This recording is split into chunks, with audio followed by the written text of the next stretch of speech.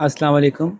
हम Cambridge O level mathematics की complete video series के साथ आपके सामने हाजिर हैं और इस वीडियो को कंप्लीट करने के लिए, इस पूरी सीरीज़ को कंप्लीट करने के लिए हम ऑड्री सिम्पसन की बुक यूज़ कर रहे हैं। उसी की एक्सरसाइज नंबर 17.5 आज हम सॉल्व करेंगे, जिसमें मिक्स क्वेश्चंस हैं और एग्ज़ाम स्टाइल क्वेश्चंस हैं जो ज्योमेट्री से डील करती है।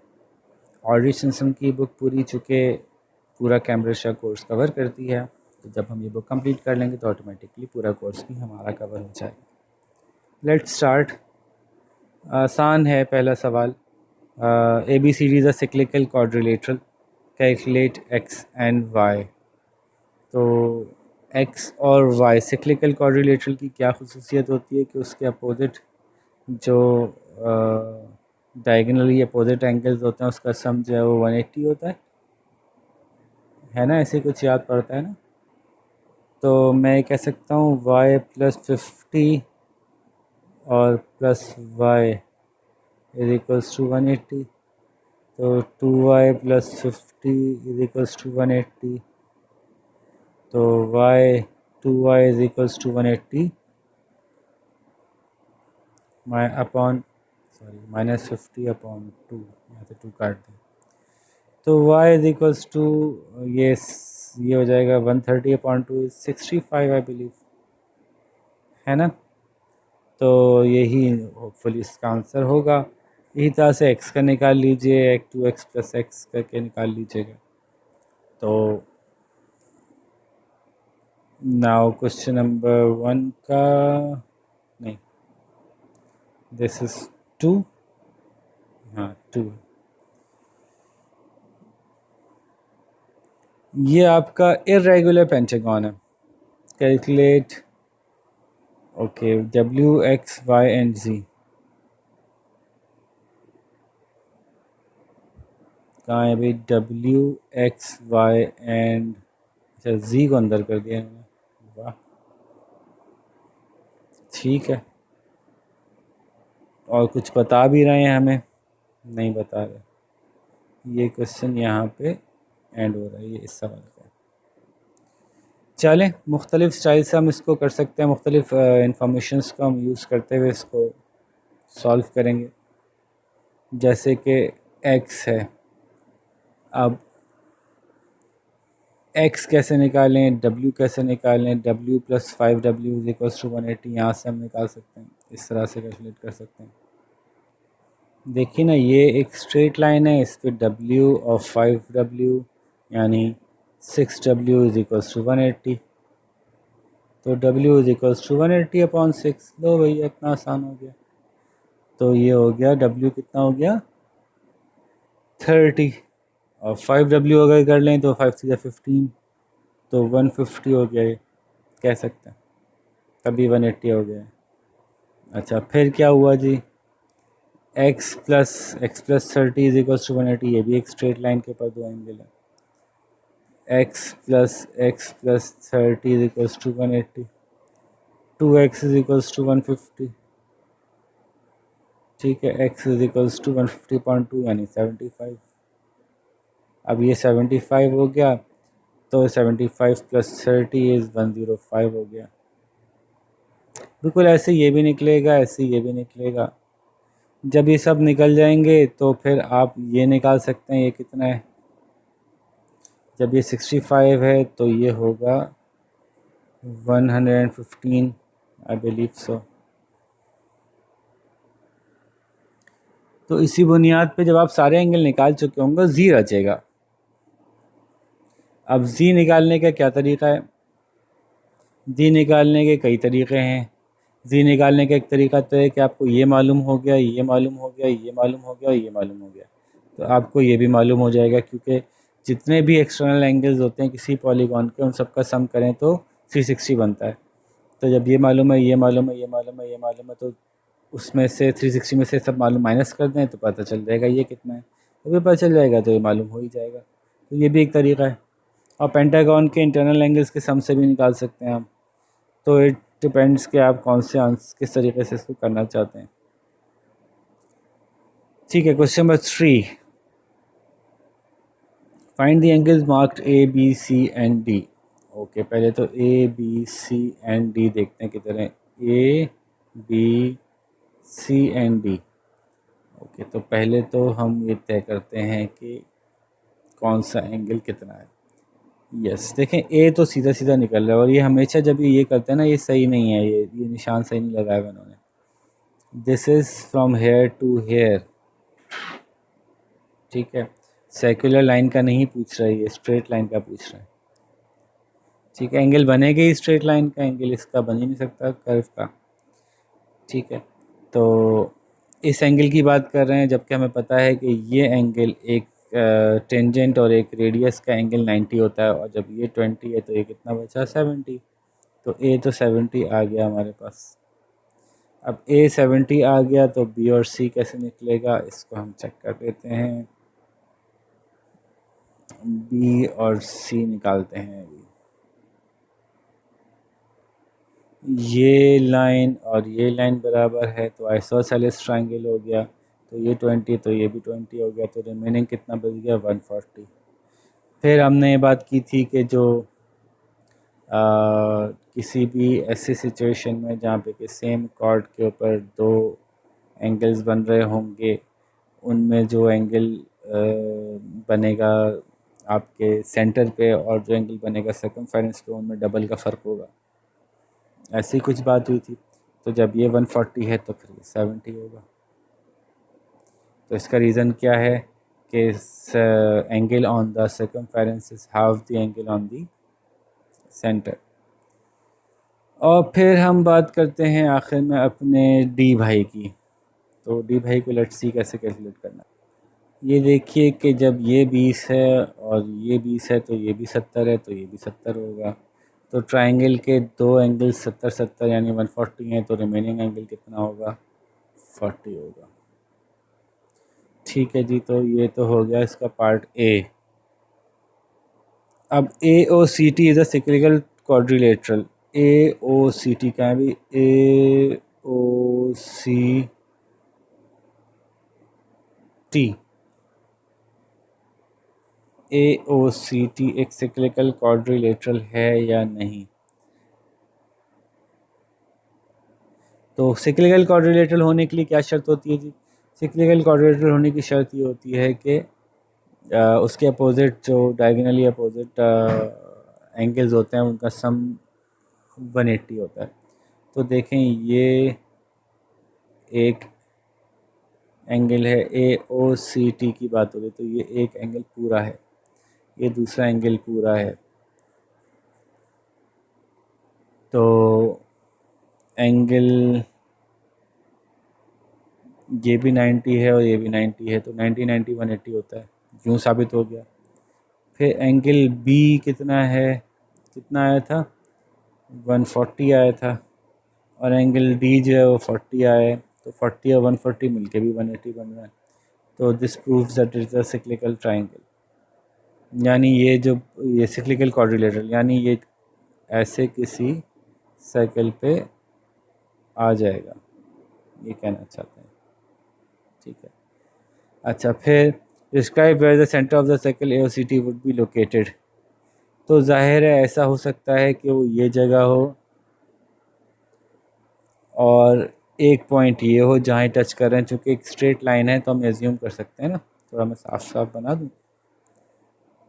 तो अगर ये एक सिक्लिकल ट्रायंगल है, क्वाड्रिलेटरल है, तो ये पॉइंट भी सर्कल पे होगा, ये पॉइंट भी सर्कल पे होगा, ये पॉइंट भी सर्कल पे होगा, ये पॉइंट भी सर्कल पे होगा। तो जैसे मैंने बनाया था कुछ इस टाइप की चीज़ बनेगी,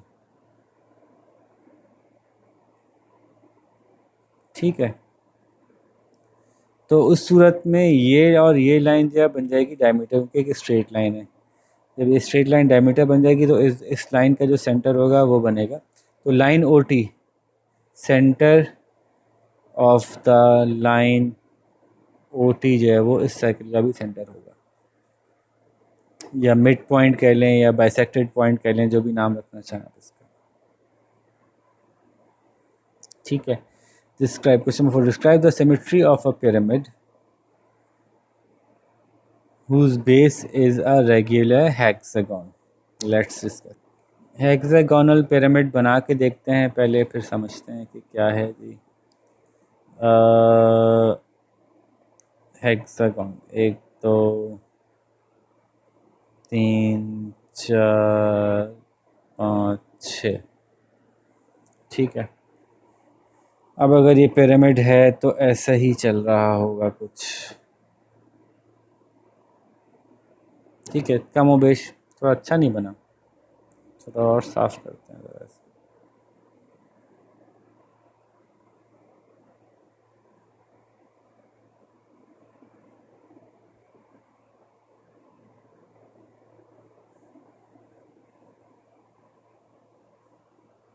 जैसे पेंसिल होती है ना, कुछ वैसा ही समझ लीजिए आप। वो नहीं होती, एज वाली पेंसिल होती है।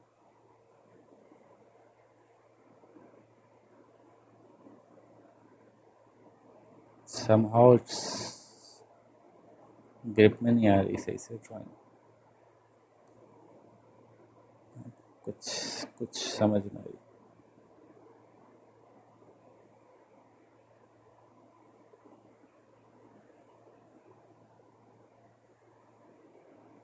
चलो, तो अब ये पूछ रहे हैं कि इस शेप को जो है थोड़ा सा आप डिफाइन कर दें, ठीक है। ये सवाल हुआ है ना, कैसा पिरामिड है, इसको डिस्क्राइब कर दें, इसकी सिमेट्री। ओके, 3D शेप है ना भाई, तो 3D शेप की सिमेट्री जब हम देखते हैं कैसे डिफाइन होती है। एक तो इसको कहाँ कहाँ से काटा जा सकता है, कि प्लेन्स ऑफ सिमेट्री कैसे बन सकते हैं। तो देखें, जब आप हेक्सागोन लेते हैं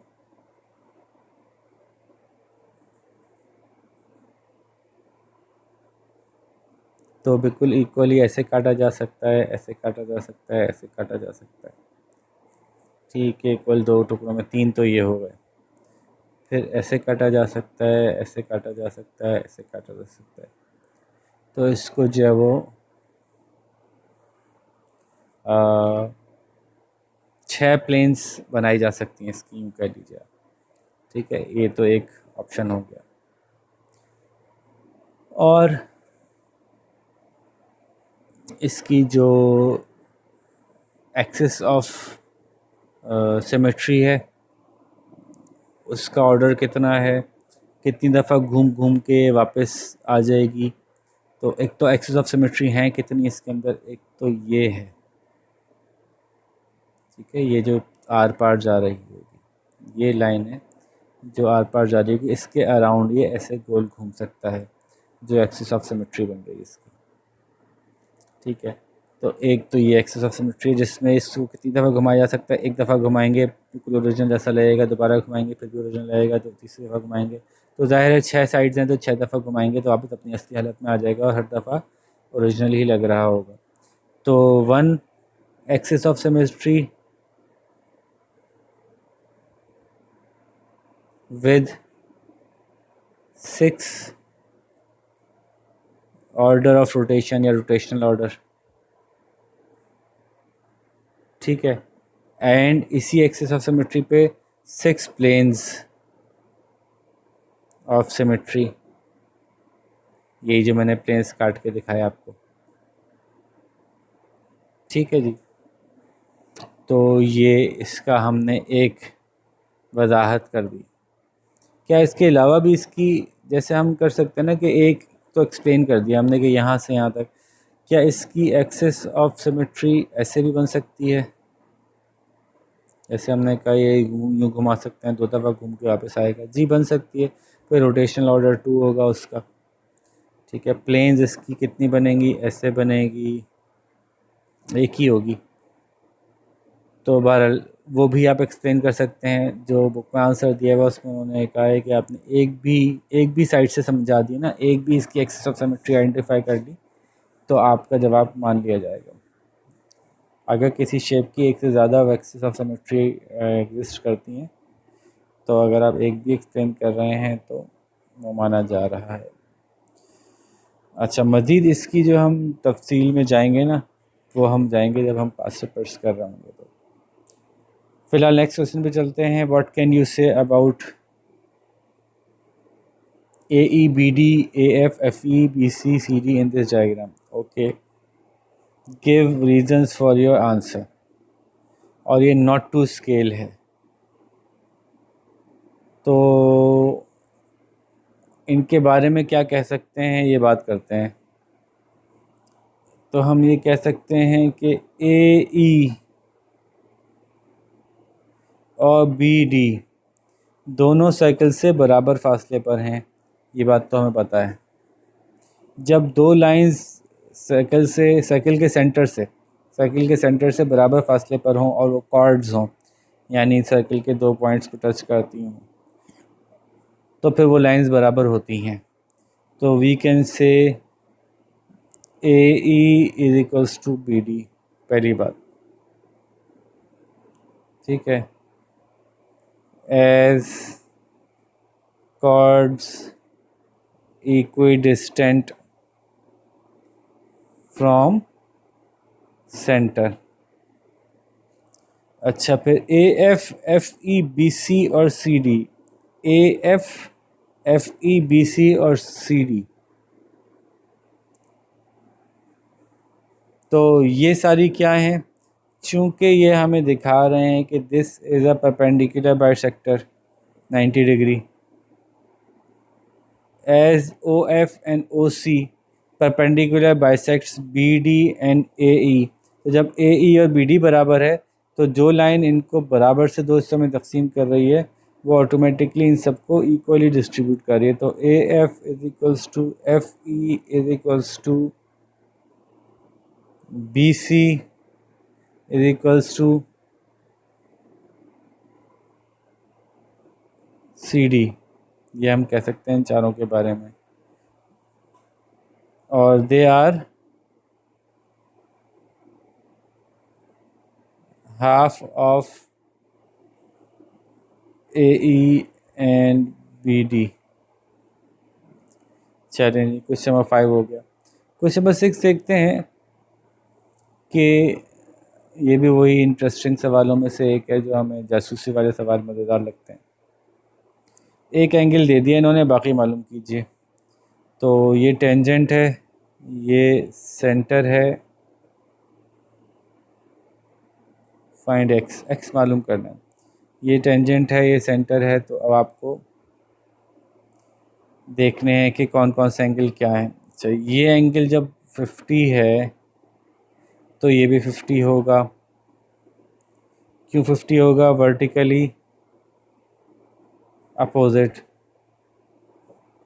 एंगल्स दो लाइनों के हमेशा सेम होते हैं। फिर हम ये देख सकते हैं कि ये एंगल 90 होगा, जैसे हमने बात की थी। क्यों? क्योंकि टेंजेंट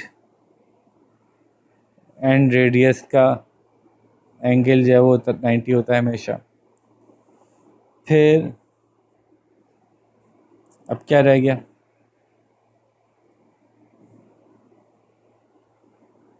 जब ये 50 मालूम हो गया, ये 90 मालूम हो गया, तो ये मालूम कर सकते हैं आप वो कैसे कि 90 + 50 140, तो ये रह गया 40। ट्राइंगल के एंगल्स का सम कर दिया। ओह, कि अब हमने जब ये भी मालूम कर लिया तो फिर हम बता सकते हैं कि x कितना है। क्या हम ये मालूम कर सकते हैं? Let's see. अच्छा, पहले हमें ये मालूम करना होगा जब ये 40 है तो ये 140 है। एक स्ट्रेट लाइन पे जो दो एंगल होते हैं, जब ये 40 है तो ये आइसोसेलेस ट्राइंगल है क्योंकि दोनों रेडियस हैं। तो इसका मतलब है रिमेनिंग एंगल दोनों में बराबर से डिस्ट्रीब्यूट होगा, तो फिर ये भी 20 होगा और ये भी 20 होगा। वाह वाह वाह, कितनी अच्छी जासूसी की है। The angles marked ABC, question number 7। The angles marked ABC, D and E, find them giving the reasons for your answer. चलें, आसान आसान से तो हम फटाफट मालूम करते ही हैं। ए एंगल तो हमें मालूम है, देखें घुमाने से ना बड़ा फ़र्क पड़ता है। ये देखिए दो लाइनें लगी हैं, मैंने फटाफट पहले इन्हीं पे मेरी नज़र पड़ी। इसका मतलब है कि ये एक आइसोसेलेस ट्रायंगल है, तो इसका मतलब अगर ये 55 है तो फिर ये भी 55 होगा, गिवन है। चलो भाई, एक से मालूम करना शुरू किया ना तो बी भी मालूम हो जाएगा। सम ऑफ एंगल्स की वजह से 110 ये है तो 70 ये होगा, 55 और 55 110 होता है। ठीक है, तो 70 मालूम हो गया। अब हम मालूम कर सकते हैं कि इस क्वाड्रिलेटरल की जो कौन सी क्वाड्रिलेटरल की बात हो रही है, ये बात हो रही है इस एंगल की। 1 2 3 4 एक क्वाड्रिलेटरल बन रही है जिसके चारों कोने एक ही सर्कल के सर्कमफेरेंस पर हैं। तो फिर इसका मतलब है क्या हुई, एक सिक्लिकल क्वाड्रिलेटरल हो गई। सिक्लिकल क्वाड्रिलेटरल में अपोजिट एंगल्स मिलके जो डायगोनल एंगल होते हैं वो मिलके 180 बनाते हैं। तो ये 55 है, तो 55 में कितना जमा करेंगे तो 180 बन जाएगा, 130 में से 125, तो सी 125 आ गया। हमने मालूम कर लिया ए बी सी, और डी मालूम करते हैं। डी कहाँ गया, डी ये रहा। ओके, अब डी के लिए हम ये और ये चार कोने लेके एक क्वाड्रिलेटरल अज्यूम करते हैं। अगेन एक सिक्लिकल क्वाड्रिलेटरल। जब ये 70 है तो ये कितना होगा, क्योंकि सिक्लिकल क्वाड्रिलेटरल के अपोजिट एंगल्स मिलके क्या बनाते हैं, 180 बनाते हैं। तो ये होगा 110। आप कह रहे होंगे 55 55 तो 180 नहीं बनता, तो भाई ये पूरा एंगल नहीं है, ये है इसका पूरा एंगल। ठीक है, अच्छा जी, तो वाली सवाल में था ही नहीं ये बात, मैं तो एक्स्ट्रा एक्सप्लेन कर रहा था। अब क्या रह गया, ई रह गया। अब ई में देखिए, गौर से देखिए, इन्होंने एक और जगह ये लाइन बनाई हुई है। तो if this is an isosceles triangle and this is 125, what remains is 55. 55 should be divided equally in both these angles, which becomes 27.5 I believe, दोनों साइड पे। लो भाई, क्वेश्चन नंबर 7 कंप्लीट हुआ। Let's move to the next question.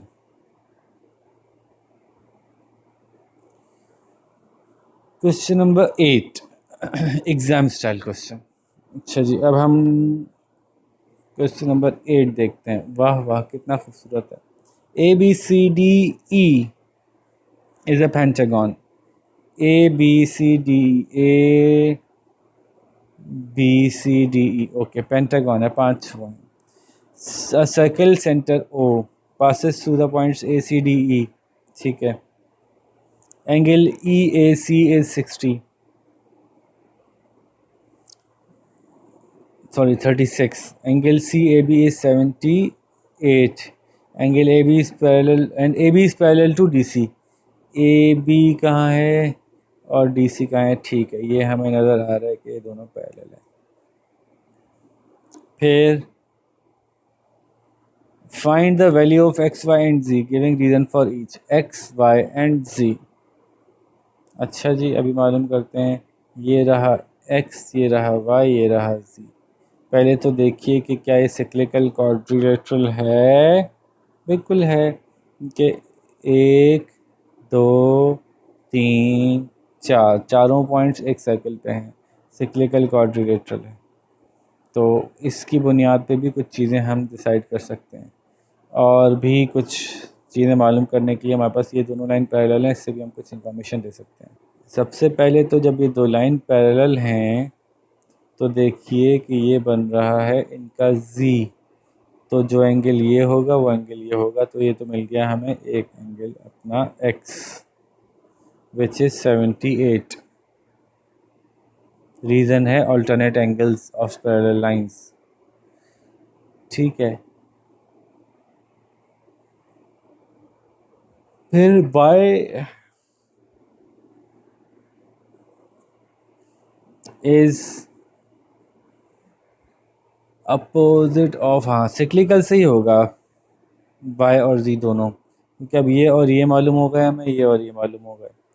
तो 180 में से 78 minus करें, कितने बचते हैं, 180 माइनस 78 इज़ 102। तो z जो है वो 102 होगा, ये दोनों अपोजिट साइड है ना, 102 होगा। और y जो होगा 180 में से 36 माइनस कर लो, तो 180 में से 36 माइनस किए तो बचे 144। तो y 144 होगा। सिक्लिकल क्वाड्रिलेटरल के अपोजिट एंगल्स मिलके 180 बनाते हैं। ठीक है, ये चारों मालूम होगा। क्या रह गया भाई? पार्ट बी है इसका। Explain why E D is not parallel to A C है। E D is not parallel to A C. Okay,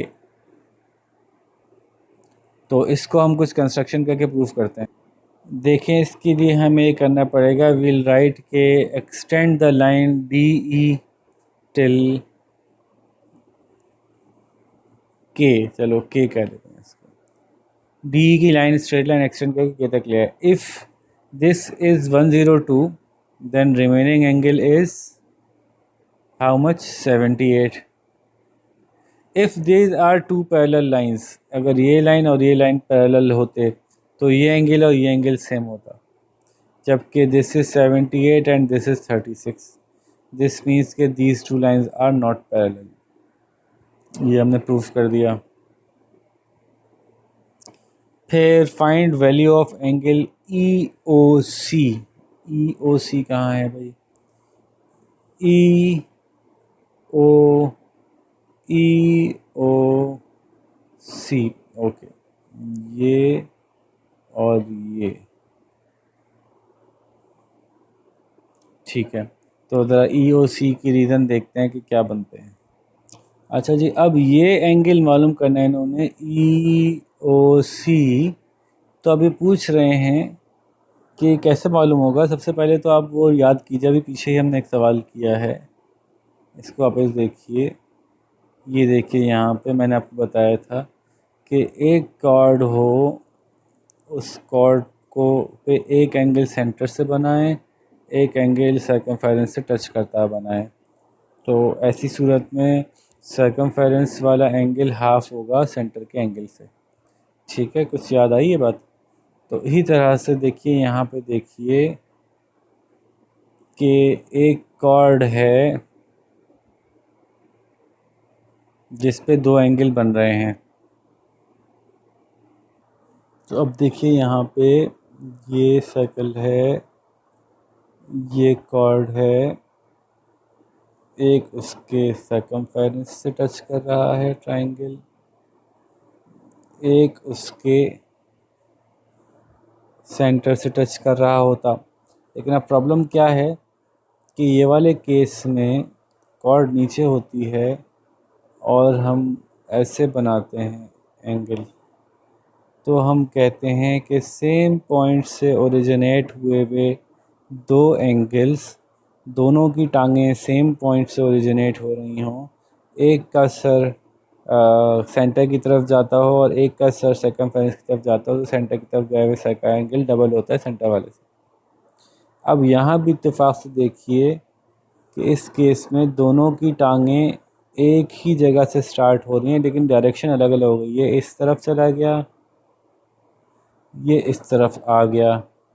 एक सर्कमफेरेंस पे गया, एक सेंटर पे आया, लेकिन अलग अलग रुखों पे। ऐसे नहीं कि दोनों एक ही रुख पे ऊपर की तरफ गए हों, एक यूँ गया, एक यूँ आ गया। इस सूरत में भी लेकिन फार्मूला वही रहेगा, लेकिन डायरेक्शन सेम होगी। ये वाला एंगल और ये वाला एंगल की बात हो रही है अभी। तो ये वाला एंगल डबल होगा इस वाले एंगल के, और उसका रीज़न क्या बनाएंगे हम? वही, the angle eight the centre is twice the angle at the circumference. तो अगर ये 144 है तो ये 288 होगा। इस एंगल की अगर बात कर रहे हैं, और इसी की बात कर रहे हैं रिफ्लेक्स एंगल, यानी जो दोनों में से पीछे से लिया जाता है। 180 से बड़ा जो होता है वो रिफ्लेक्स एंगल होता है। ठीक है, अब आपसे कहा जी कि A B is equals to A C. Find the value of angle A B C. थोड़ा साफ कर लेते हैं, फिर देखते हैं कि क्या कह रहे हैं। A B is equals to A C. Let's look into A B is equals to A C. लो, ये तो और बच्चों वाली बात हो गई। अब ये आइसोसेलेस ट्रायंगल बन गया, ये 78 है तो ये भी 78 हो गया। तो मालूम क्या करना है हमें, find angle A B C. A B, यार ये तो आप खुद मालूम कर लें, इसमें तो प्लीज़ शर्मिंदा ना करें मुझे। Okay, points A B and C lie in us on a circle centre O with the diameter A B, B D O C E and A F are parallel line.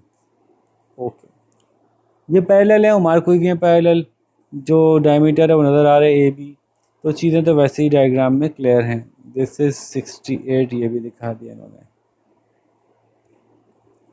C B D 68। Calculate angle B O C, B O C is B O C. तो सबसे पहले तो आप ये देख सकते हैं कि कुछ हम इसमें से फटाफट वो निकाल लेते हैं। ये इन्होंने ना डायग्राम स्केल पे नहीं बनाई, यानी इसमें देखने में जो फील हो रहा है वो एक्चुअल नहीं है। मतलब क्या हुआ, दिस इज सेंटर, ठीक है, ओ इज सेंटर, तो फिर this is equals to this which is equals to this, ये सब रेडियस हैं, ये सब बराबर होंगे, देखने में नहीं लग रहे लेकिन ये सब बराबर हैं, ये सब रेडियस हैं, ठीक है। एक बात तो ये हो गई। फिर दूसरी बात ये कि ये सब पैरेलल हैं, जब ये पैरेलल हैं तो फिर ये भी इतना ही होगा जितना ही होगा, दिस 68 जी बन गया ना, तो इसका जी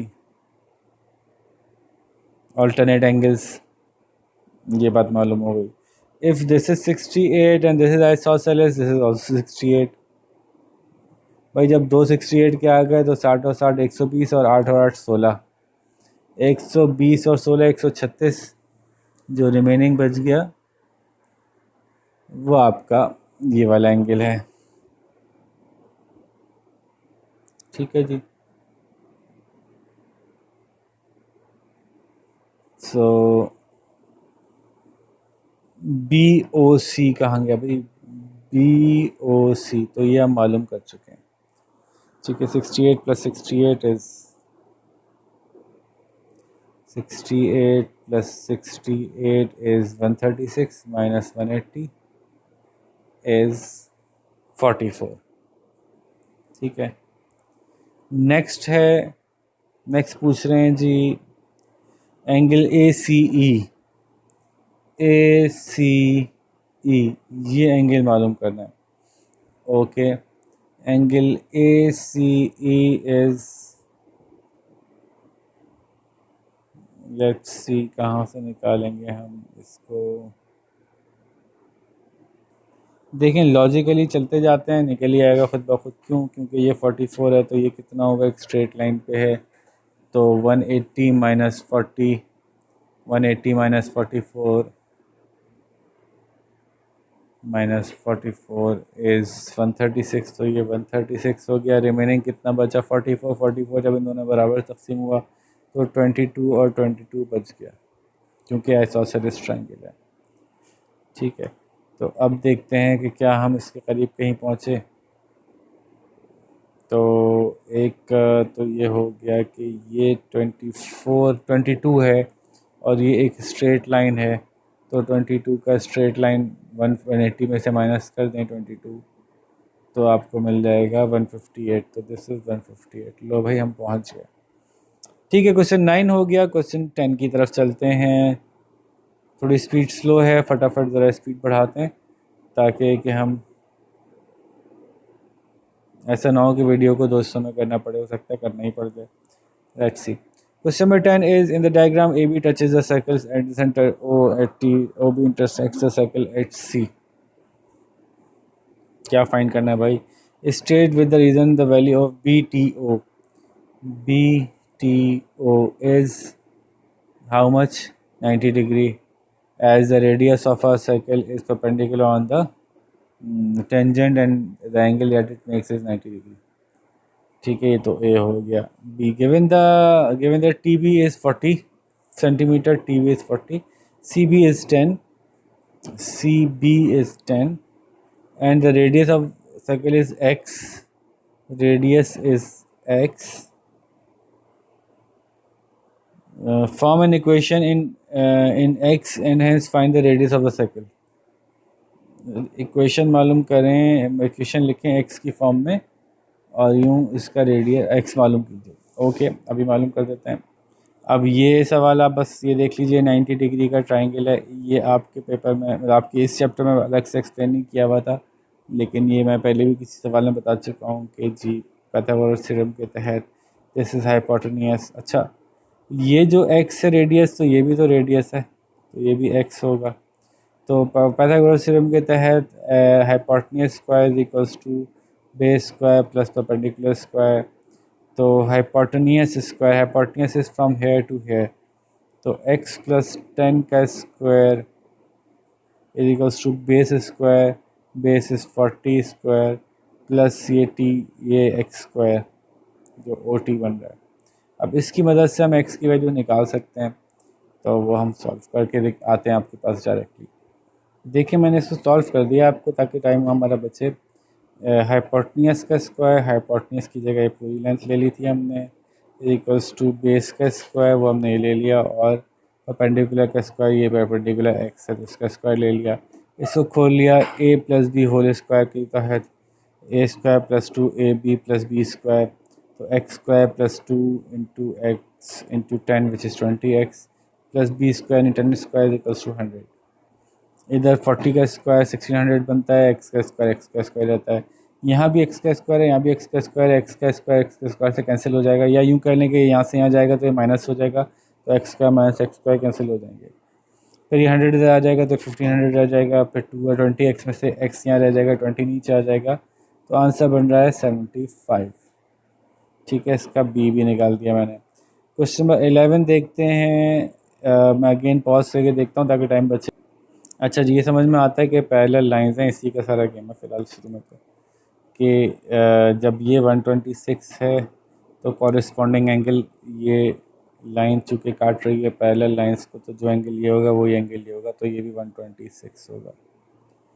जब ये 126 होगा तो ये भी 126 होगा। जब ये 126 होगा तो रिमेनिंग ये क्या बचेगा, तो 180 में से आप माइनस कर दें 126, तो बच गया 54। तो ये तो आ गया 54, DAE 54 आ गया। फिर है EBC कहाँ गया, EBC, ओके ये चाहिए आपको। अच्छा चलें जी, अब ये निकालते हैं। रिमेनिंग एंगल्स मालूम करते हुए चलते हैं, खुद ही चीज़ें मालूम हो जाएंगी, जैसे मैं हमेशा आपसे कहता हूँ। ये 126 है तो ये Z बन रहा है, वैसे ये 54 होगा। जब ये 54 होगा तो ये कितना होगा, ट्रायंगल के उसूल के मुताबिक 54 प्लस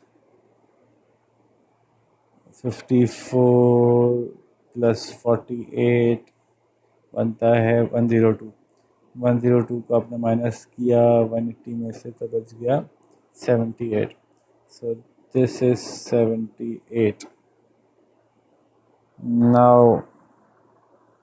अच्छा, क्या मालूम करना था हमें, EBC, ये है जो मालूम करना है।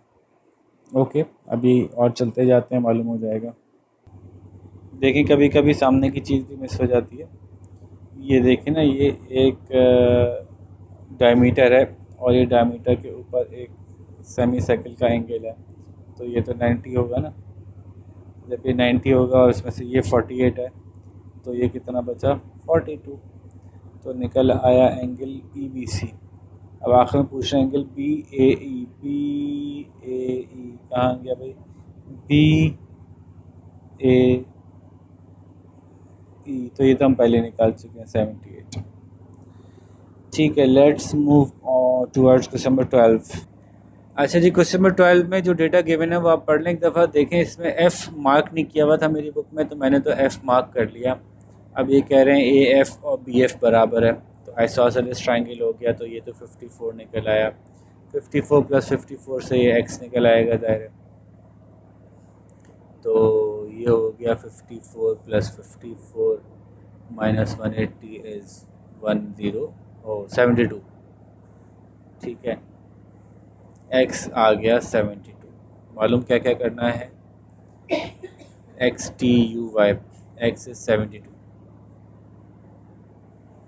नेक्स्ट पूछ रहे हैं हमसे, ये हो गया 72, TU और Y, तो निकालते हैं जी टी यू और वाई। अच्छा, ये पैरेलल लाइन से हमें बहुत सारा एडवांटेज हो जाएगा क्योंकि उसमें हमें ऑल्टरनेट एंगल्स और अपोजिट एंगल्स ये सब मिल जाएंगे। तो टी कहाँ है भाई, टी कहाँ है, टी ये रहा, यू ये रहा। Okay, let's find them. अब देखिए ये पैरेलल लाइन में ये जी बन रहा है, तो जब ये 57 तो ये भी 57 होगा, तो यू हो गया 57। ठीक है, अब क्या रह गया, वाई रह गया। फिर हम देखते हैं कि पैरेलल लाइंस कहाँ बन रही हैं, लेट्स चेक। अच्छा जी, अब ये स्ट्रेट लाइन है, जब ये 72 है तो ये कितना होगा, तो 180 में से 72 माइनस कर दीजिए, तो 180 माइनस 72 इज़ 108, तो ये 108 होगा। ये 108 हो गया, 57 हो गया, तो 108 प्लस 57 इसको माइनस कर दीजिए आप 180 में से, तो बचा 15। ठीक है, तो ये y आ गया 15। बात समझ में आ रही है, ये वाला ट्रायंगल, तो इसके सम से y15 आ गया। क्या रह गया, सब तो मालूम है। अच्छा, टी अभी तक मालूम नहीं है, वाह भाई वाह। अब टी मालूम करते हैं। अब देखिए डायग्राम घुमाने से फ़ायदा हो रहा है ना, ये दोनों लाइंस पैरेलल हैं, ये जी बन रहा है, तो 54 है तो 54 है। जब ये 54 है और ये 57 है तो रिमेनिंग टी मालूम हो जाएगा, तो 54 प्लस 57 माइनस कर दें इसको 180 से, तो ये बनेगा 69।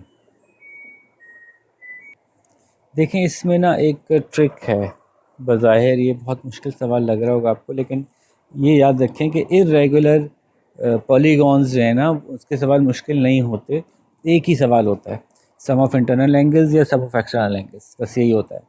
तो एक तो आपको ये वैसे ही जहन में होना चाहिए कि एक हेक्सागॉन है तो उसके इंटरनल एंगल्स का सम कितना होगा, तो वो मैंने बताया हुआ आपको कि जो नंबर ऑफ़ साइड्स हैं -2 को मल्टीप्लाई बाय किससे करते हैं हम, 180 से करते हैं, तो ये निकाल के बताते हैं। तो वैसे भी याद होना चाहिए कि हेक्सागॉन का जो सम ऑफ इंटरनल एंगल्स है वो 720 होता है। ठीक है, तो अब ये तो हमें पता चल गया, ठीक है, ये बात तो पहले ही पता थी।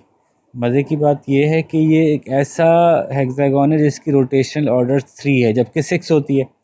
जो रेगुलर हेक्सागॉन होता है उसकी रोटेशनल ऑर्डर जो है वो 6 होता है, यानी एक जैसी इसकी सारी साइड्स होती हैं, एक जैसे ये 6 दफ़ा घूम सकता है। ठीक है, लेकिन अगर ये रोटेशनल ऑर्डर 3 है, इसका मतलब है कि इसकी हर दो साइड्स एक जैसी होंगी, ये और ये एक जैसी होंगी, और ये भी, और ये और ये और ये एक जैसी होंगी। ये बात सिग्निफिकेंटली हमें पता है, क्योंकि तभी ये रोटेशन ऑर्डर 3, यानी ये एक दफ़ा घूम के फिर अपनी असली हालत में आता है, फिर एक और दफ़ा घूम के अपनी असली हालत में आता है, फिर एक और दफ़ा घूम के अपनी असली हालत में आता है। इसका मतलब क्या हुआ, और देखने से भी देखें अंदाज़ा हो रहा है कि this is same, this is same and this is same. ठीक है, तो खैर टेक्निकली अगर बात करूँ, टेक्निकली रोटेशनल ऑर्डर ऑफ 3 का मतलब है कि हर दो हर तीन साइड्स बराबर होंगी। ठीक है, ये और ये बराबर है साइड्स, ये और ये साइड्स बराबर हैं, और इसी तरह से तीन एंगल्स बराबर होंगे। तो फिर ये एंगल और ये एंगल और ये एंगल सब 105 होंगे, और ये एंगल और ये एंगल और ये एंगल सब जी होंगे। तो 3 दफ़ा 105 जमा 3 दफ़ा जी मिला के 720 बनेगा। तो 3 दफ़ा 105 को निकाल लेते हैं, 315 plus 3z is equals to 720। 720 में से 315 माइनस कर देते हैं, ये 405 बच गया, 3z, तो z is equals to 405 upon 3 which is 135। ठीक है, z की वैल्यू निकल आई 135। तो बज़ाहिर देखने में मुश्किल सवाल था, लेकिन इतना मुश्किल सवाल है नहीं। नेक्स्ट क्वेश्चन देखते हैं हम फटाफट। नेक्स्ट क्वेश्चन इज़, कहाँ गया भाई,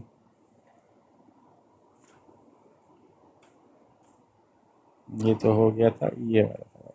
यस, क्वेश्चन नंबर 13। अच्छा जी, एंगल्स, इसमें आप सवाल जल्दी से पढ़ लें ताकि मैं डायरेक्टली शुरू कर रहा हूँ। ये देखिए कुछ तो फटाफट हमें पता ही चल रहा है कि अगर ये सेंटर है, बताया हुआ इन्होंने सेंटर है, ओ बस, तो फिर ये जितने ये पॉइंट्स हैं ये लाइंस बराबर होंगी सारी, जो जो उनको मैं मार्क करता जाता हूँ। ठीक है, ये बराबर होंगी, ये बराबर होगी, ये बराबर होगी, ये बराबर होगी। जब ये सब बराबर होगी तो ऑटोमेटिकली हमें बहुत कुछ पता चल ही रहा है। तो ये मालूम कर लेते हैं, 50 में से 80 में से 50 गया, 130, 130 में से फिर ये बचा 65, 65 और 65। तो एंगल ओ सी डी तो हमें मालूम हो गया कि 65 है ओ सी डी, क्योंकि ये ट्राइंगल का सम 180 होता है। फिर इन्होंने मालूम किया angle T D C. T D C कहाँ है? T D C, okay, this is 90 because of the tangent and the radius, so this is 65 minus 90 is 25। TDC मालूम हो गया। फिर angle A B C, A B C, A B C, this, तो again sorry A B C is this. Okay, तो ये देखते हैं कैसे मालूम होता है। ठीक है, आइसोसेलेस से आइसोसेलेस मूव करते जाते हैं हम, तो वैसे ही पता चल जाएगा। This is 65, this 65। अब जब ये 123 में से 65 माइनस करेंगे हम, तो 123 माइनस 65, ये बचा 58। जब ये 58 है तो ये भी 58 हो गया, ये दोनों 58 हो गया।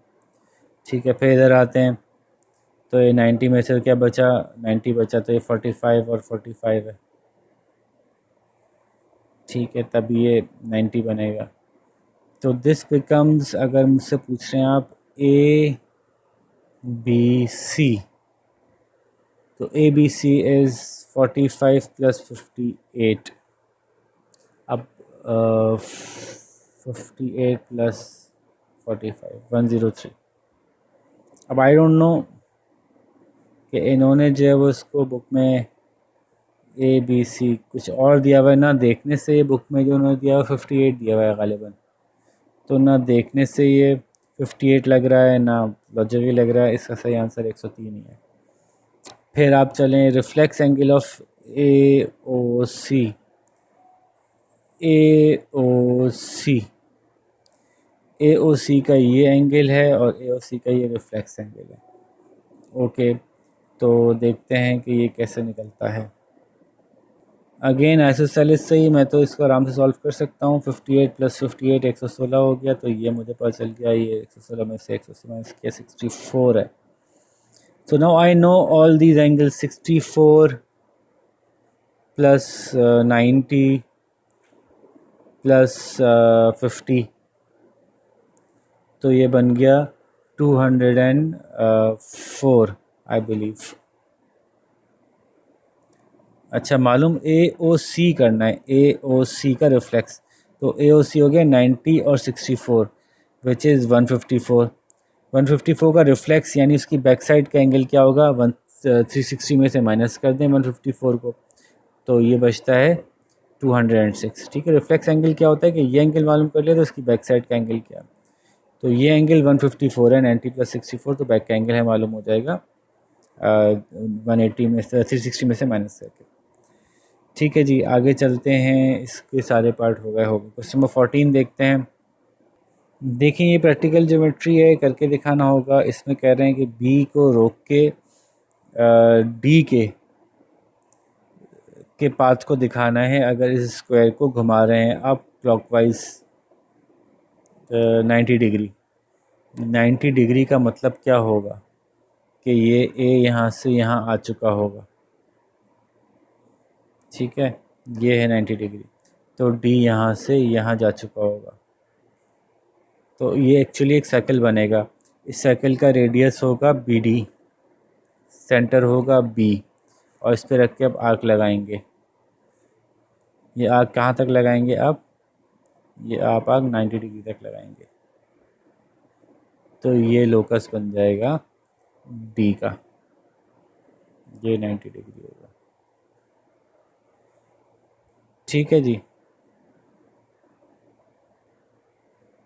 ऐसे ही है। Clockwise about B, copy the square and draw accurately the locus of point D. चलें जी, ये हो गया।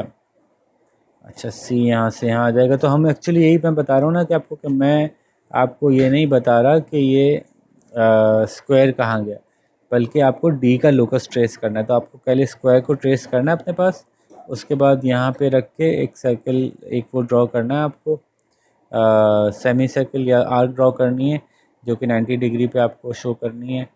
यहाँ से इस पॉइंट से 90 डिग्री फर्दर मूव करेगा। तो ये 90 डिग्री नाप करके आप शो करा सकते हैं कि ये लोकस है इस पॉइंट का, ये मूवमेंट एरियाज है। ठीक है, अगर आपने इसको डॉटेड लाइन से एक सर्कल पूरा ही ड्रॉ कर दिया, या लाइटर लाइन से सर्कल ड्रॉ कर दिया और 90 डिग्री इसको दिखा दिया, तो और अच्छी बात है। ठीक है, आगे चलते हैं, क्वेश्चन नंबर 15 देखते हैं। अच्छा जी, ये सर्कल्स दिए हुए हैं, 2 सर्कल हैं। इन सर्कल्स पे जो है वो क्वेश्चन नंबर 16 पहले कर रहा हूँ मैं। 15 का क्वेश्चन मेरे पास नहीं लिखा, मैंने मंगवाया, वो जैसे ही आते तो मैं 15 दिखाता हूँ। 16 में जो है वो 2 सर्कल्स हैं। एक सर्कल पे ये क्वाड्रिलेटरल है, दूसरे सर्कल पे ये क्वाड्रिलेटरल है। ठीक है, बस क्वाड्रिलेटरल और सिक्लिक क्वाड्रिलेटरल का सवाल है छोटा सा। ए डी सी मालूम करना है, तो ए डी सी ये वाली क्वाड्रिलेटरल को लेते हैं। तो जब सिक्लिक क्वाड्रिलेटरल होती है उसके अपोजिट एंगल मिलके 180 बनाते हैं। तो 180 में से 73 माइनस करें, ये 107 आ जाएगा। सिमिलरली फिर क्या बताना है, सी एफ ए तो 46 का अपोजिट, 46 है 146 है, तो 146 है। 146 में से 180 माइनस कर दें, तो ये आ जाएगा आपके पास 34। This is 34। तो दिस इज़ डन। इतना आसान सवाल था क्वेश्चन नंबर 16। ठीक है, आगे चलते हैं। अब देखें जो लास्ट क्वेश्चन है इसमें, क्वेश्चन नंबर 16 का पार्ट बी है। उसमें पूछ रहे हैं सेंटर ऑफ सर्कल 1 जो है वो सर्कल 2 के ऊपर मौजूद है, ये साबित करें। ये कैसे साबित होगा? तो थोड़ा सा ये ट्रिकी है इसको साबित करने के लिए। सेंटर ऑफ सर्कल 2 ये रहा, इसको मैं x कहता हूँ। हम अज्यूम करते हैं, let's suppose this is the centre of circle 1 और ये सर्कल 2 के ऊपर ही पाया जाएगा। ऐसा क्यों होगा, ऐसा कैसे हो सकता है, या क्या वाकई ऐसा है? तो उसके लिए एक छोटी सी ट्रिक ये करनी पड़ेगी हमें कि हम एक लाइन ड्रॉ करेंगे यहाँ से लेकर और यहाँ तक। ठीक है, गौर से देखिए, सर्कल की एक प्रॉपर्टी है, उसके मुताबिक हमने ए से एक लाइन शुरू की और सी से एक लाइन शुरू की। दोनों को हमने एज्यूम किया कि सर्कल 1 के सेंटर से मिल गई, क्योंकि ए से एक लाइन गई हुई है और सी से एक लाइन गई हुई है बी के ऊपर। तो सर्कल 1 का सर्कमफेरेंस है, उसका एंगल हमें पता है।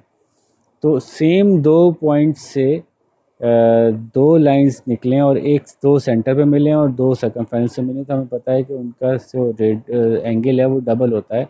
सेंटर पे एंगल डबल होता है सर्कमफेरेंस के मुकाबले में। तो अगर ये वाकई सेंटर है तो ये एंगल जो है वो 146 होना चाहिए। तो x should be AXC should be 146. Now we know that AXC is 146 because if we take this cyclical quadrilateral, we know this is cyclical because all the points are lying on the circumference. We know this is 34. If this is 34, then this must be 146. And if this is 146, it is double the angle CBE या CBA जो भी कह लें. So this means that this point is the center of circle 1, which lies on the circumference of circle B. Hence proved. Question 15 मैंने एक और student से मंगवाने की कोशिश की, लेकिन उनके पास भी क्वेश्चन 15 का कोई इन्फॉर्मेशन नहीं है, तो 15 को मजबूरन हमें स्किप करना पड़ेगा। 17 पर आते हैं। अच्छा ये देखें, अब ये 67 है, ये हमें पता चला है कि परपेंडिकुलर है, तो ये 90 है। हमसे पूछा गया है AED यानी ये एंगल मालूम करें, ट्राइंगल का एंगल मालूम है, ये एंगल मालूम है, तो ऑटोमेटिकली हम ये एंगल तो बता ही सकते हैं, विच इज़ 180 माइनस 90 माइनस 67। ठीक है, तो 180 माइनस 90 माइनस 67 विच बिकम्स 23। ठीक है। और ये पूछ रहे हैं हमसे दूसरा point C B A semi circle के ऊपर एक एंगल है which should be always be 90। C B A 90 है और ये स्ट्रेट लाइन पे एक एंगल 90 है तो दूसरा भी 90 होगा, तो सी बी ई भी 90 होगा। ये हो गया। Why D F is parallel to C B.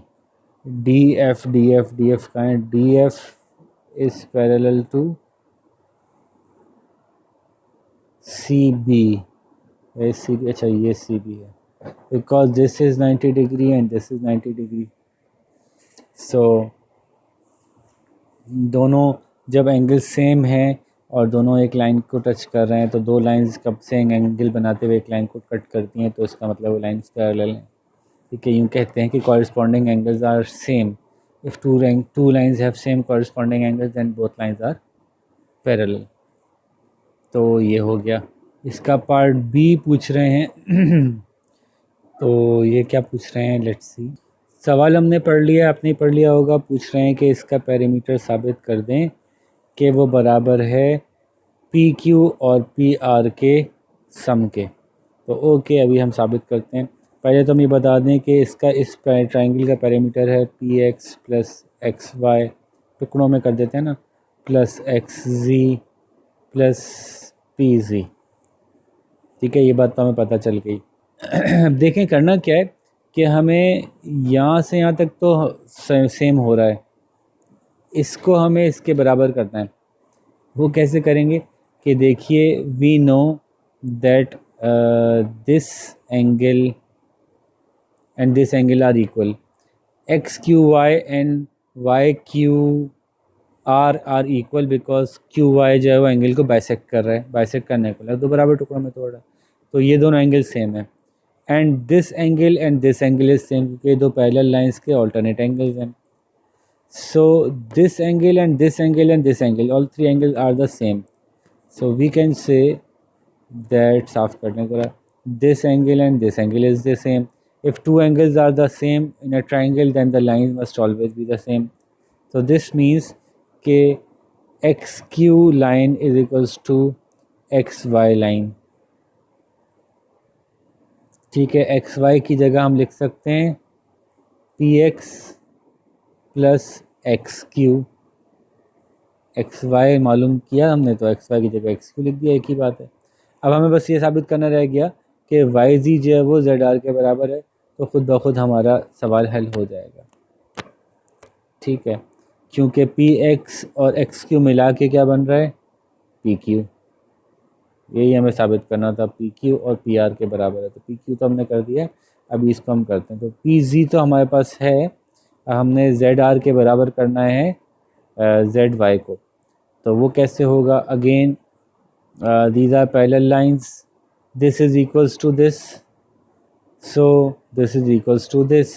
ये दोनों बराबर हैं। अगर ये दोनों बराबर हैं और ये दोनों बराबर हैं तो ये दोनों बराबर हैं। तो ये हम लिख देंगे कि angle Z Y R is equals to angle Q R Y, alternate angles, and angle QRY is equals to angle ZRY because it is bisected by this line. Hence angle ZRY is equals to angle ZYR। ये दोनों angle same हो गए अगर, तो फिर ये दोनों line भी सेम हो गई आइसोसेलेस एंगल ट्राइंगल के हिसाब से। सो ZY is equals to ZR। ठीक है, ZY, ये हमने कहाँ गलती की है, P X plus X Y plus Y Z, ये वाई जी था। ठीक है, वाई जी या जेड वाई, तो जेड वाई या Y Z is equals to Z R. तो ये हो गया Z R plus P Z, और Z R plus P Z हमें पता है कि Z R plus P Z जो है वो ये तो पी आर के बराबर है। तो हेंस प्रूव्ड, ये साबित हो गया कि P X plus X Y plus Y G plus P G यानी ये बराबर है P Q plus P R K, P Q plus P R K. वाह वाह वाह, कितना अच्छा समझाया। अच्छा जी, क्वेश्चन 18 में डायग्राम गिवन है, ये एंगल्स मालूम करने हैं, हमने पहले से इधर लिख लिए सी बी ए ई। उसके अलावा ये बात हमें मालूम है कि ये जो डी ए और डी सी के बीच में जो एंगल 56 का बन रहा है, तो डी बी वाली लाइन इसको बीच में से बाइसेक्ट कर रही है, आगे इन्फॉर्मेशन लिखी हुई है, तो मैंने इसको सेम पेज पे ले आया। तो D C A, C B A, D A C और ए ई भी मालूम करते हैं, बहुत आसान है, जल्दी जल्दी से इसको सॉल्व करते हैं। देखें, ये देखिए कि ये जो है ना, ये एक इसका डायमीटर है ए डी। जब डायमीटर है तो ये 90 डिग्री हो गया, angle in a semicircle. तो D C A is 90 degree, ये तो मालूम हो गया।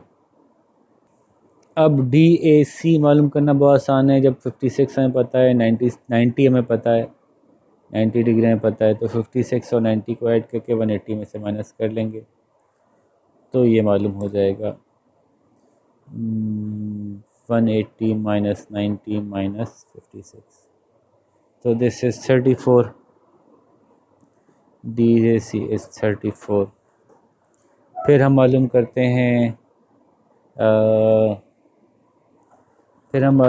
हैं C B A. C B A is a cyclical quadrilateral. C B E D, sorry C B A मालूम करना है, सॉरी सी बी ए ये मालूम करना है, ठीक है। तो सी बी ए ई सी ये भी देख सकते हैं, मुख्तलिफ तरीके से देख सकते हैं, बहुत सारी कोऑर्डिनेटर्स बन रही हैं इसमें। तो मैं जो कोऑर्डिनेटर ले रहा हूँ ना, वो ले रहा हूँ सी बी ए, ये तो लेना पड़ेगा मजबूरन, angle he C B A मालूम करना है। इसके साथ मैं मिला रहा हूँ डी को, क्योंकि सामने वाला एंगल 56 हमें पता चल रहा है। तो हमें पता है कि जो सिक्लिकल कोऑर्डिनेटर है उसके सामने वाले एंगल्स मिलकर 180 बनाते हैं। तो 180 में से 56 माइनस कर दें तो हम पता चल जाएगा कि ये जो है वो 50, ये 124 है, ठीक है, ये भी पता चल गया। ए ई बी किधर है, ए ई है, ए ई बी, अच्छा एक छोटा सा जो एंगल बन रहा है, this is A E B. Okay, ये भी बहुत आसान है, क्योंकि हमने बात की थी ट्राइंगल एंगल्स की, कि सेम कॉर्ड से अगर दो एंगल्स बन रहे हों, दोनों टच कर रहे हों सर्कमफेरेंस को, ये देखिए सेम कॉर्ड से दो एंगल बन रहे हों, दोनों टच कर रहे हों सर्कमफेरेंस को, दोनों एंगल सेम होते हैं। तो जब ये एंगल 28 है तो ये भी 28 होगा। तो लीजिए जी, चौथा एंगल ही मालूम हो गया। अब पूछ रहे हैं कि सर्टेन उन्होंने कंडीशंस दी हैं, और उसके बाद पूछना एक्चुअली चाह रहे हैं कि बी डी एक्स आइसोसेलेस है, ये प्रूव करें हम। तो बी डी एक्स आइसोसेलेस को प्रूव करने की कोशिश करते हैं। पहले तो बी डी एक्स देखते हैं किधर है, थोड़ी सी कचरा ज़्यादा हो गया, इसको साफ़ करें। तो बी डी एक्स देखते हैं कि आइसोसेलेस कैसे होगा।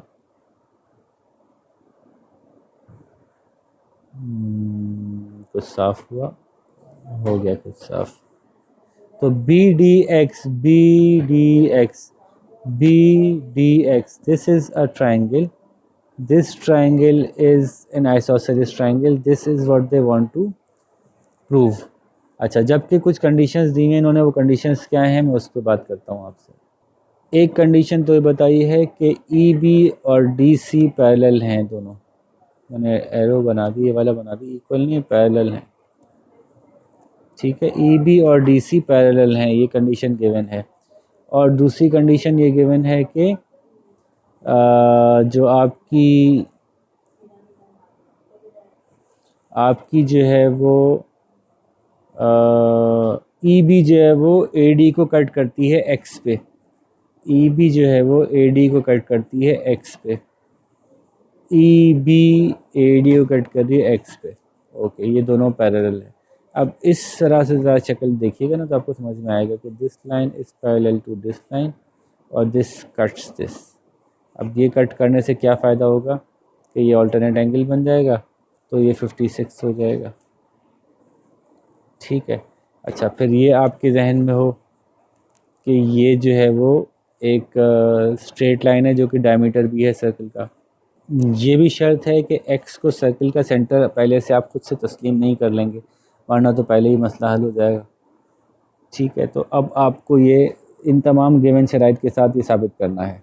ठीक है, अब ये बी डी एक्स आइसोसेलेस से ही हम साबित करते हैं। जब ये 56 है तो फिर ये कितना होगा, ये स्ट्रेट लाइन के ऊपर निकाल लेते हैं। तो 180 माइनस 56 इज़ 124, ये 124 होगा। जब ये 124 है और ये 28 है तो ये कितना होगा अभी निकाल लेते हैं। 180 में से माइनस किया 124 माइनस 28, ये बचा 28। Now we know that if this is 28 and this is 28, then these two sides must be equal. This proves that BDX is an isosceles triangle.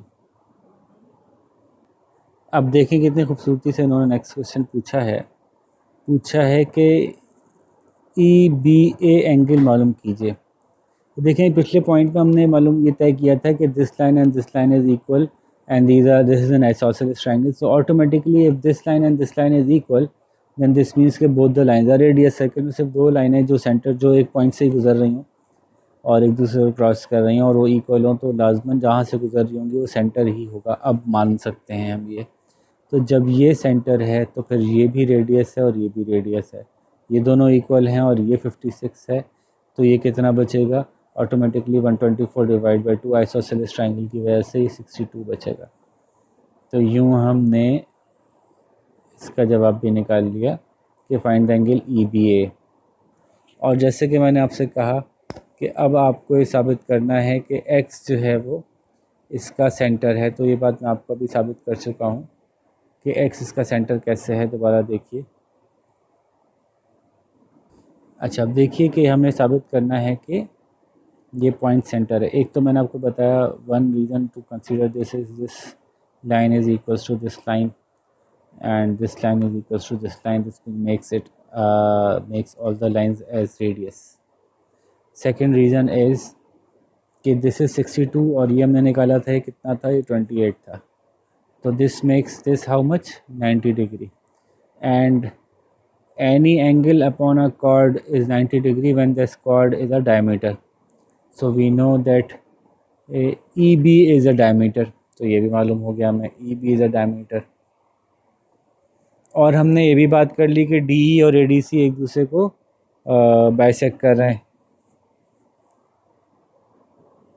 ADC को बाइसेक्ट कर रही है DB, ठीक है। तो ये बात भी हमें पता है। नाउ सॉरी पिछला वाला टर्म तो गलत हो गई। ये मैं कह रहा था कि this is a diameter and this was given as a diameter and two diameters always cross at centre. ये एक डायमीटर है और ये एक और डायमीटर, दो डायमीटर हमेशा सेंटर पे से ही क्रॉस करते हैं। So this means that x is the centre. तो ये भी एक तरीका है प्रूफ करने का। ठीक है कि आप पहले इसको डायमीटर प्रूफ कर दें by proving that this is 90, तो फिर आप कहें दोनों डायमीटर जहाँ से क्रॉस करते हैं वही तो सेंटर होता है। ठीक है जी, तो ये बात भी हमारी कंप्लीट हो गई। क्वेश्चन नंबर 19, 20, 21, 22 चार सवाल रह गए। चलिए, ये तो कोई क्वेश्चन है कि इसमें उन्होंने बताया कि एक पॉलीगॉन है जो कुछ ऐसी है और रेगुलर है, तो उसकी एक एंगल 140 है।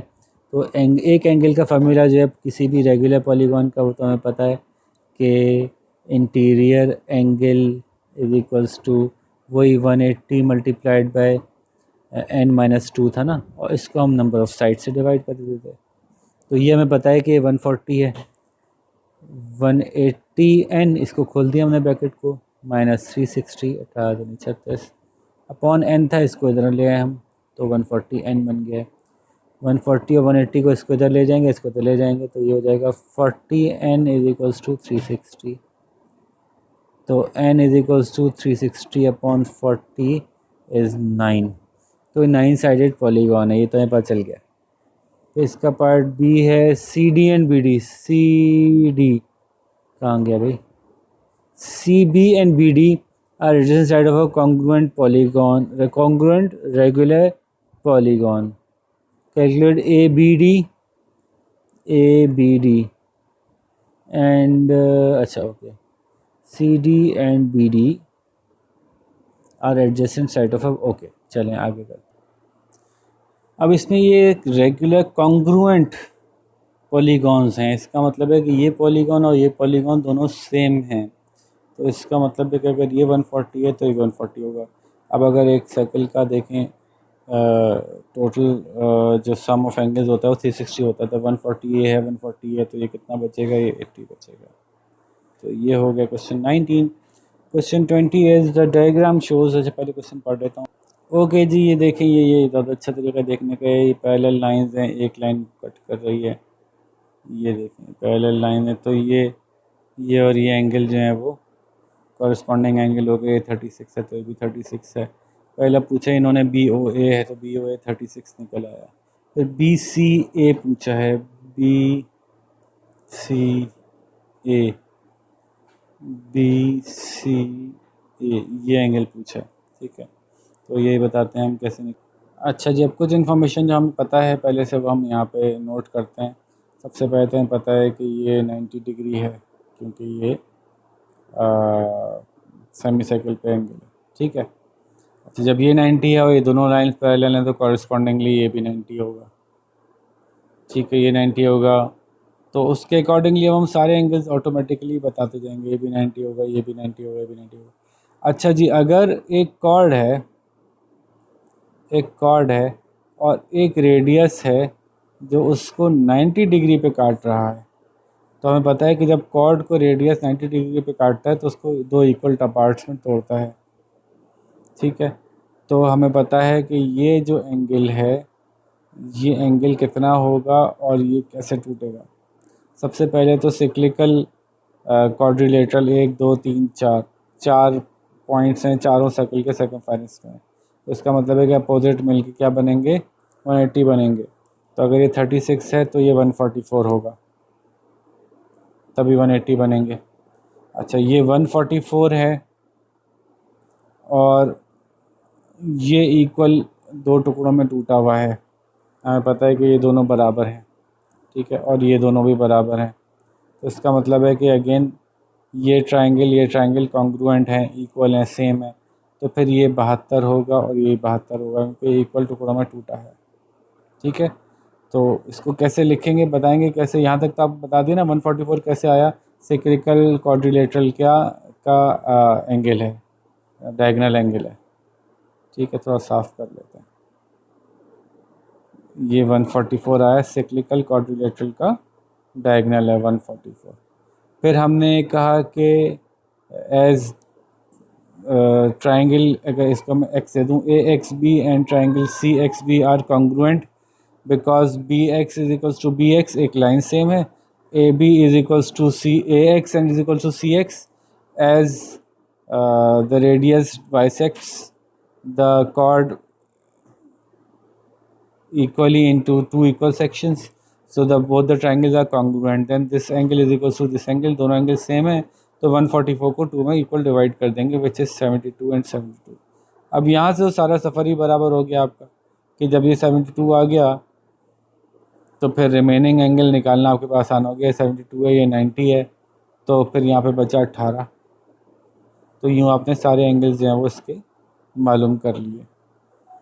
क्वेश्चन नंबर 21 एंड 22 दो रह गए जनाब। क्वेश्चन नंबर 21 इज़, पढ़ लेते हैं पहले। अब देखें, पहले तो लाइंस ऑफ सिमेट्री निकालते हैं। बहुत साफ साफ इसकी तो फिज़िकल भी नज़र आ रहे हैं ना, कि हर दो एक्स के बीच में अपोजिट एक वाई मौजूद है। तो यही लाइन ऑफ सिमेट्री बन रही है। एक ये बन रही है, दो, और ये बन रही है 3। तो 3 तो इसकी लाइंस ऑफ सिमेट्री बन रही हैं। ऑर्डर ऑफ रोटेशनल, तो ऑर्डर ऑफ रोटेशन भी आप देखें कि 2x के बीच में एक y है, ये घूम के यहाँ आएगा, फिर 2x के बीच में एक y होगा, फिर ये घूम के कहाँ जाएगा, सॉरी ये यहाँ आएगा। y कहाँ है, यहाँ है, यहाँ। फिर ये घूम के यहाँ जाएगा, फिर ये घूम के वापस आ जाएगा। तो 3 दफ़ा घूमेगा, ये अपनी ओरिजिनल कंडीशन में वापस आ जाएगा, ठीक है। तो 3 ही ऑर्डर ऑफ सिमेट्री इसका नज़र आ रहा है। फिर इसका पार्ट 2 है, जिसमें पूछ रहे हैं show the sum of the interior angles of a 9 sided polygon is 1260। यार ये भी आसान है। एक तो गिवन ही फार्मूला है जिसमें 9 - 2 × 180 कर देंगे हम, तो आंसर आएगा 1260। Sum of the angles of a polygon, internal angles of a regular polygon. अच्छा दूसरा ऑफ अ पॉलीगॉन। अच्छा दूसरा तरीका ये भी है कि आप इसको दूसरे तरीके से साबित कर दें। फॉर एग्ज़ाम्पल आप इसको ट्रायंगल्स में तोड़ दें तो टोटल ये तकरीबन 7 ट्रायंगल्स बन जाएंगे। ऐसे ट्रायंगल्स में तोड़ दें आप इसको तो 3 4 5 6 7, 1 2 3 4 5 6 7, तो 7 ट्रायंगल में तोड़ दिया। यही तरीका है इसका दूसरा। अब एक ट्रायंगल के इंटरनल एंगल इसका सम 180 होता है, तो 7 इंटू 180 फिर वही आएगा 1260। दोनों तरह से बात बता सकते हैं। पार्ट बी है find an expression for y in terms of x, के सारे एंगल्स का सम जो है वो कितना है 1260 है। तो हम ये कह सकते हैं, इसको सिंप्लीफाई कर सकते हैं। इसी को ज़रा मैं साफ कर लूँ। तो देखिए अब इसको हमने इन टर्म्स ऑफ वाई लिखना है कि सारे एंगल्स का सम 3 वाई हैं और 6 एक्स हैं। तो हम कहेंगे 3 वाई जमा 6 एक्स मिल के 1260 बन रहा है। अभी तो बेसिक अलजेब्रा है कि 3 को कॉमन निकाल दिया, y plus 2x is equals to 1260, फिर 3 से डिवाइड कर दिया, y is equals to 1260/3 minus 2x, ये y की टर्म में आ गया। 1260/3 मेरे ख्याल से 420 होता है, तो y is equals to 420 minus 2x, ये y की टर्म्स में आ गया। अब इसी को आप बोलिए कि ये जो है वो आप x की टर्म में लिख दें, जबकि y is equals to 12 plus x भी है, तो y is equals to 420 minus 2x है, y is equals to 12 plus x है। तो इससे आप साइमल्टेनियसली सॉल्व कीजिए और x की वैल्यू निकाल लीजिए। तो ये तो आपको खुद ही करना पड़ेगा, कर लेना चाहिए, मतलब इसमें कोई ऐसी बात है ही नहीं कि आप खुद ना कर सकें। ठीक है, आखिरी सवाल की तरफ आते हैं अपना अल्लाह अल्लाह करके। Question number 22, the quadrilateral ABCD has its vertices. पढ़ लूँ मैं फिर आता। अच्छा जी, अब इसमें आपको ये पता है कि ये 20 है और ये टेंजेंट है, ये है रेडियस। ठीक है, तो ये 90 होगा, ये वाली लाइन के साथ 90 नहीं है बल्कि इस वाली लाइन के साथ 90 है। तो फिर ये हम मालूम कर सकते हैं, जब ये 90 है, ये 20 है, 90 20 110 होता है, तो ये रह गया 70, और फिर अगेन स्ट्रेट लाइन के ऊपर ये आ गया 110। अच्छा, ये हमें पता है कि ये सर्कल का सेंटर है, तो फिर ये लाइन और ये लाइन बराबर होगी। इसका मतलब है ये एंगल और ये एंगल बराबर होगा, तो यानी मतलब जो 70 बचा वो दोनों में बराबर बराबर डिस्ट्रीब्यूट हो जाएगा, ये 35 हो जाएंगे। क्वेश्चन 1 कह रहे हैं ADO मालूम करें। ADO, तो ये तो 35 हमने मालूम कर ही लिया। अच्छा जी, फिर क्या पूछ रहे हैं, given that D is the perpendicular bisector of AB का DE बाइसेक्टर है। AD, ओके, सो AB का बाइसेक्टर है DE, this is D, this is AB, तो दिस मीन्स के ये 90 डिग्री होगा, ये 90 डिग्री होगा, ये 90 डिग्री होगा। एक तो ये बात हमें पता चल गई। दूसरा ये इन्होंने बता दिया कि DBA इज़ 55, DBA इज़ 55। तो अब क्या रह गया मसला, ये 90 पर चल गया, 55 पर चल गया। मालूम क्या करना है, राइट डाउन BAD और BCD। BAD मालूम करते हैं, BAD ये बड़ा ट्राइंगल जो है उसकी बात हो रही है, ये BAD और BCD ये मालूम करते हैं। तो ये बहुत आसान सवाल हो गया इस तरह से। वो कैसे, पहले तो हमें मालूम हो गया 55 है, ठीक है। अब ये पहले हम ये मालूम कर लें कि ये रिमेनिंग कितना है BAD, तो उसकी बेस पे फिर हम आपको बताते हैं कि ये कैसे आसानी से C मालूम हो जाएगा। आप समझिए होंगे सिक्लिकल क्वाड्रिलेटरल से। तो let's first find BAD। Now we know that this is bisecting this into two equal lines. तो जब ये दोनों सेम हैं और ये दोनों सेम है तो these two triangles are same. So if this is 55 then this is 55 as well. ये तो मसला ख़त्म हो गया। अब अगर ये 55 है, सिक्लिकल क्वाड्रिलेटरल है, तो 55 में 180 में कितने रह जाते हैं, जो सिक्लिकल क्वाड्रिलेटरल के अपोजिट डायगोनल्स हैं वो मिलकर 180 बनते हैं। तो दिस मेक्स 125। तो आई बिलीव हमने ये भी BCD भी मालूम कर लिया और ये सब सारे सवाल सॉल्व हो गए। तो यूँ हमने ये पूरी चैप्टर 17 की एग्जाम सेल क्वेश्चन कंप्लीट किए। होपफुली आपको समझ में भी आए होंगे और आपने अच्छी तरह से इनकी प्रैक्टिस कर ली होगी। Let's meet with the next chapter. तब तक अपना ख्याल रखिएगा। अल्लाह हाफिज़।